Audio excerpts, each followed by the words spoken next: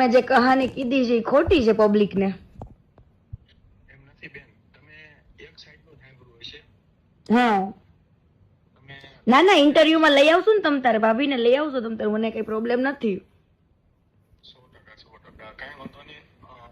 ખાલી મેં કીધું વાત કરવી હતી. મેં કીધું બેન, હું તમે કહેતા હોય તો હું સુરત મળવા આવું હું સુરત નથી અત્યારે.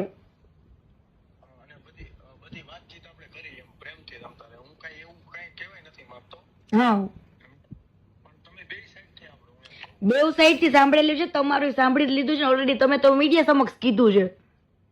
મીડિયા સમક્ષ કીધું 100%ની વાત સાચી છે.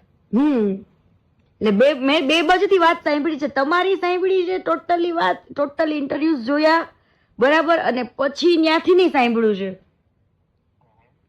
બરાબર. તમારે સે બાબતમાંથી ઝઘડો થયો તો એ બધું જ, અને જે કાજલ રહી ને એ કાજલ સાથે તમારે 6 વર્ષથી તમારે હતું જ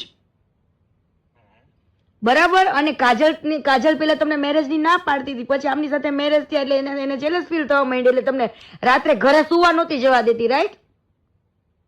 ફોનમાં તમે વાત કરો, વાત મોડે સુધી ફોનમાં તમે ચર્ચા બારે વાતો કરવા રહેતા, ને પછી ઘરે જતા એટલે ડખો થતો. ના ના ના ના એવું નહોતું. વાંધો નહીં બેન, જી હોય. પણ હું શું કહેવા માંગુ સાંભળો. એમ તમારે 7 વર્ષથી તમારી મિત્ર હતી તો લગ્નમાં કેમ ન આવી? હાલો ઈકો કાજલ મેં ત્યારે ઘરે એલાવું જ નહોતું બેન. કેમ એલાઉડ? અત્યારે આટલું બધું એલાઉડ હોય તો ત્યારે તમે તમારા મેરેજમાં ન આવવા દે યાર આટલી સારી મિત્રને? ન આવવા દેતી હવે. કેમ ન આવવા દે? અને ચાલુ રાખજો એક આપણે લાલ ભેડિયા ને, કોણ? દલાલભાઈ હા એમને વાત કરવી હતી કે બેનનો ફોન આવ્યો તો ખાલી મને વાત કરાવવાનું ખાલી. કે તમારી સાથે છે? હે? તમારી જોડે છે? ના મારી જોડે નથી. ઈ કે મને ખાલી ફોન કરજો એમ. એવું? હા તો વાંધો ને, લઈ લો ને. ચાલો રાખજો.